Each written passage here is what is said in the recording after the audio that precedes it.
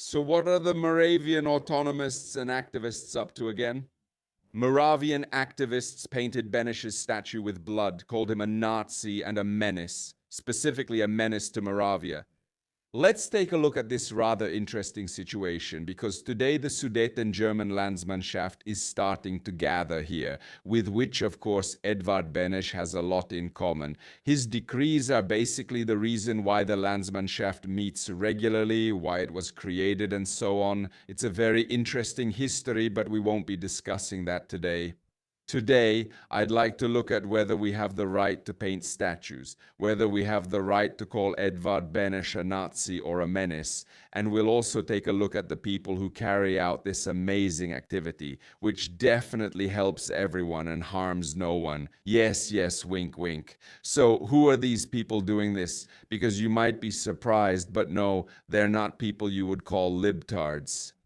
So, let's start with whether Beneš was a Nazi. Look, I've already commented on this here in a very obviously humorous and satirical way, whether Edvard Beneš was a Nazi because of the nationalization of companies. Yes, Edvard Beneš, after he arrived in Czechoslovakia in 1945, nationalized companies that had more than 500 employees. It's worth mentioning here that this really opened the door for the communists who had the argument that, look, even Beneš is nationalizing. Nationalization is happening all over Europe, so it's not such a big deal. It's not such a terrible thing. Everyone's doing it. So, nationalization of companies, definitely. Edvard Beneš did it. The Nazis did it in their own way. Although, again, in Nazi Germany, when it came to the economy, there was a certain amount of entrepreneurial freedom. Entrepreneurs could do business, but they had to follow the plan set by the Nazis. Basically, you could have your own company, but the state always took priority. Whatever the state demanded from you, you had to produce for them. It was a kind of state-planned economy. In this regard, there's often talk about whether it was a planned economy or not. Look, you could say that all state contracts, all state activities that the state does are a form of planned economy because the state has certain economic things it needs to do. It needs to produce something, it demands something, it buys something. And the moment there's a law that says, look, when the state wants something from you, you have to do it and you have to give it full priority. So at that moment, you still have a certain amount of free enterprise, you have your own company and you make money, but you have to fully subordinate your production to the state if the state is constantly demanding new things. So at that point, it's not really a free economy anymore, but more of a planned economy. You don't have the right to refuse the state, but at the same time, you're still making money and you're a capitalist, right? So it's kind of a left-right hybrid. There's definitely no freedom there, but it's also not like the state is outright taking your property. They're taking control over your property. And as for our nationalization here, that was full-fledged nationalization. Basically, the state was taking your property itself. So we could check that off for Beneš here, along with the fact that the Nazis did it this way too. I repeat, this is satire, okay? This picture is satire, but satire always has to have its roots in truth. Alliance with Stalin. Well, of course, this is something Edvard Beneš did when he allied with Stalin because he didn't trust the Western allies. Then he handed over Subcarpathian Ruthenia to Stalin. And then, of course, because the Soviets and Stalin had a huge amount of control here, there was a lot of deportation of some Czechoslovak citizens to Soviet Russia. At the same time, there was also the plundering of Czech factories to help rebuild the Soviet Union. And besides that, of course, the fact that in the end, our alliance with Stalin and looking to the East, and Beneš's huge mistake thinking the Soviet Union would democratize, all of this led us into the jaws of the Soviet Bolsheviks and into the Eastern Bloc. And that's something, by the way, that a lot of people blame Beneš for. Even those Moravian activists, including Lomeno and Lomenov-Vandalov, blame him for this as one of the greatest crimes, namely that he made a pact with Stalin, which we all know very well, that the Nazis in Germany also made a pact with Stalin, the killing of innocents. This is probably the biggest hot take, but of course it concerns the expulsion, which he sanctioned, not that he directly killed people, but he sanctioned the expulsion and said that the murders, rapes, thefts and looting that happened during the expulsion were legalized and no one will be punished for them. By doing so, he enabled completely unpunished violence and murders, which I would consider the killing of innocents. Just like the Nazis, of course, killed innocents, which we all understand as well. However, when it comes to the killing of innocents, I would also add the fact that Edvard Beneš had his political opponents from the First Republic eliminated, both politically and personally, even though they hadn't really done anything wrong. For example, his greatest crime, which I consider very hard to forgive Edvard Beneš for, is his attitude towards Mr. Hacha. Yeah, in this regard, it was a really nasty thing to do, and personally, I don't think it had to end this way, that it was inevitable or that they had to treat him like that. So a huge amount of injustice that Beneš inflicted on people who were against him, even though they hadn't done anything wrong. Definitely liquidation and often even the murder of innocent people. Concentration camps and death marches. So we all probably understand that concentration camps existed in Nazi Germany, or of course mainly outside Nazi Germany, and that death marches were carried out. Similar things happened here under Beneš, or rather during that period of lawlessness.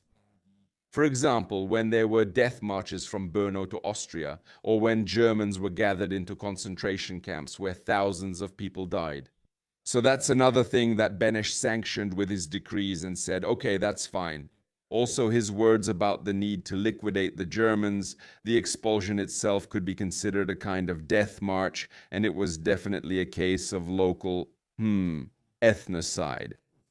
Ethnocide, not genocide, but ethnocide, because the Sudeten Germans are not the same Germans as those who lived in Bavaria, Saxony, or Lorraine, or wherever else. They are a certain branch of Germans, so their culture and so on was unique. We wiped it out, destroyed it.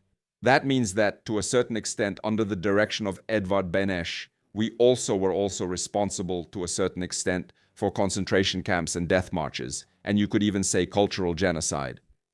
Then, of course, there's the funny reference that just like the Nazis, Edvard Beneš was also totally destroyed by the Bolsheviks, defeated, liquidated, brought to his knees, and subsequently died because he felt like an idiot. And we can't forget about that awesome mustache. Yeah, if you have an awesome mustache, then you're a certified Nazi, of course. So look, this is obviously a satirical image, a certain kind of comparison with Nazis, but more or less the goal of this image is to spark debate, to spark interest in these topics, to compare in a simplified way how these people might have thought. And at the same time, with this image, I want to make fun of both the bitter patriots who don't see reality, and of course also those people here who outright call Edvard Beneš a Nazi based on certain things. And now, why did those Moravians call Beneš a Czech Nazi? They called him a Czech Nazi because he was a Czech who promoted the interests of Bohemia and did not promote the interests of Moravia.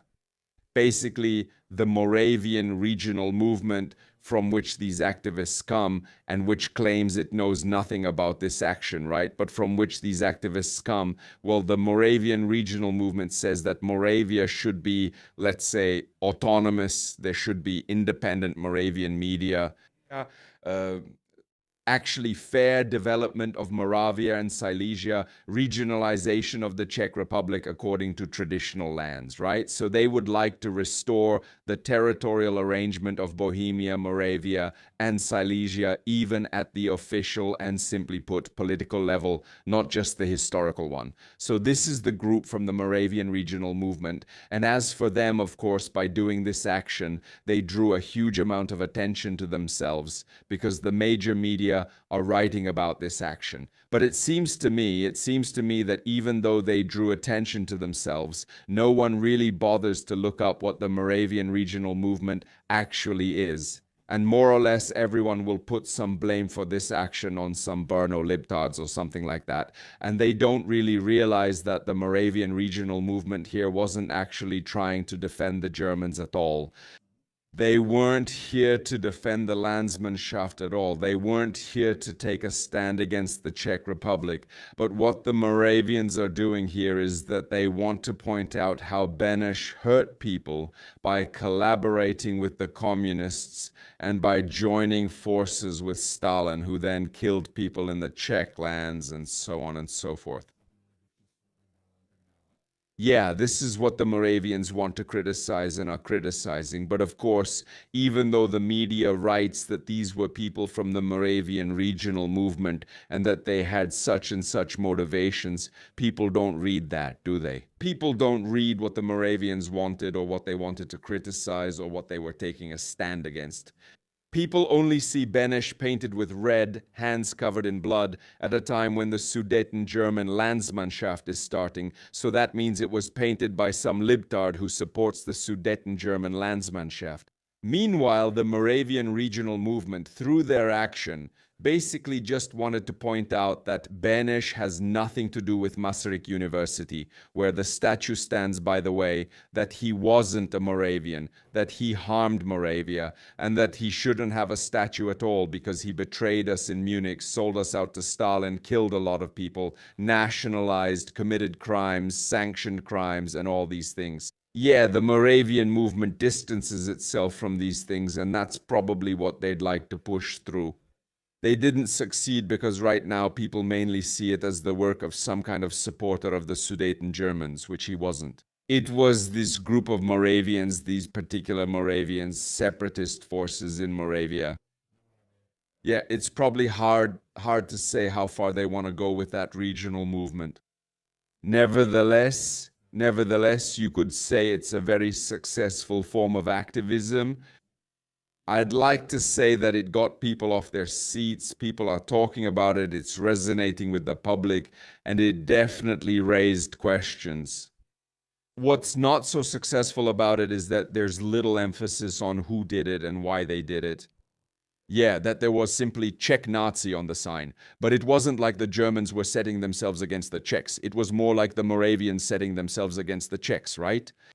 Yeah, but there was little emphasis on the fact that it was actually an action by Moravians against the Czechs, against Beneš, and that people should take a look at the Moravian land movements page. That was unfinished. That was something they should have done better to draw more attention to themselves. Like, we are the ones doing this. We are the ones promoting these views. This is what we stand for. It's not about the Sudeten Germans at all. We're doing it. True, probably at a time when the Sudeten German issue is hot, because that's what people are most interested in right now, and it's the most emotional topic, but they just didn't promote their party enough. However, even though they didn't promote the party much, nobody in this country has ever heard of the Moravian regional movement, if I look at it as a whole. If I, at least myself, decided to click on the link to their movement and look it up and find out what they want, then probably a lot of other people did the same. Not as many as there would have been if the event was done properly and promoted well. Definitely not. But even so, it's actually a positive situation, because from the Moravian land movement, which almost nobody knows, there could theoretically emerge a Moravian land movement that at least someone knows, maybe because they painted on Beneš. And someone, when they read their manifesto, why they did it, might say, yeah, there's something to that. Like, Beneš definitely has blood on his hands in the sense that he sold us out to Stalin, that he killed his enemies, that he tortured Hacha, that he sold us out in Munich, and so on and so on. Yeah, there are definitely a lot of things you can criticize there, and people will jump on that, and many will say, yeah, there's something to that. Because if you look, for example, at the poll I posted in the community tab, where I regularly do polls, you can see so far only about 149 people have voted, just because the poll is still fresh. But here you can see how people perceive Edvard Beneš. Yeah, when it comes to Edvard Beneš, about 50% see him positively, but only 12% see him very positively. And then on the other hand, we have about 50% who see Beneš somewhat negatively, and 17% see him as a criminal and a traitor. That's just among those who voted here. So in this regard, it's clear that at least my community, you who follow this content, and you who are definitely not politically homogeneous, because you keep criticizing me here, arguing among yourselves, we disagree with each other, and so on. This is not an echo chamber here, or a room where things just get repeated back. This community is divided, you know. Our community is clearly divided in its opinion on Beneš. It's 50-50, with the radical side being more radical in its hatred of Beneš than in its love for Beneš. So in this regard, I think the Moravians are hitting quite a good note here. They just didn't sell it well. And now whether we have the right to do such things. Do you think we have the right in the Czech Republic to take paint, smear the statue of Edvard Beneš with this paint, and hang a sign on it saying he was a Czech Nazi? Look, we have the right to express ourselves, we have the right to an opinion, we have the right to freedom of speech. People definitely should have the right to stand by Edvard Beneš and hold up banners and shout that Beneš is a Nazi. They definitely have the right to do that. They do not have the right to damage the statue of Edvard Beneš because it is not their property, and the paint damages the statue of Edvard Beneš, which is probably the property of the city or the university, it's hard to say, but simply someone else's property. And of course, there are penalties for that. So here we get into a kind of gray area about what we do or do not have the right to do. Because a lot of activists who want to promote a certain opinion or political direction, of course, break the law. And they break the law knowing that they are breaking the law. Because in this particular case, they consider the Czech law to be subordinate to what they want to promote and what they want to express. Yeah, we have a lot of activists, even from the right-wing spectrum, for example, Urza, who, in order to prove that he is right, actually went out on the street and was proclaiming something, I think it was about Nazism or something like that, which is not allowed in the Czech Republic. Well, he was arrested for that because he broke the law that says you can't express certain opinions about Nazism. I don't exactly remember how it was with Urza back then, but regarding this, it was an example where you break the law to point out a problem or an issue. This is similar, right? Here, you're breaking the law to point out a problem, to highlight something. And of course, a lot of people will say, oh, you're breaking the law. That makes you the worst person in the world. But a lot of people will actually think about whether there might be something to it. And that's really the purpose of these activist actions, which are already a bit extreme. This is actually kind of a sweet spot between being an activist that nobody cares about because I'm not doing anything that gets attention, and being an activist that people care about because I'm setting someone's house on fire. Yeah, basically you could say that this is a kind of balance between setting houses and drone warehouses and arms factories on fire and writing a Facebook status that nobody reads. Yeah, balance. Basically, it's similar to when you go, I don't know, on a highway and you're going 30 km/h, or when you go on some road and block it. It's a similar level of breaking some law, you could say.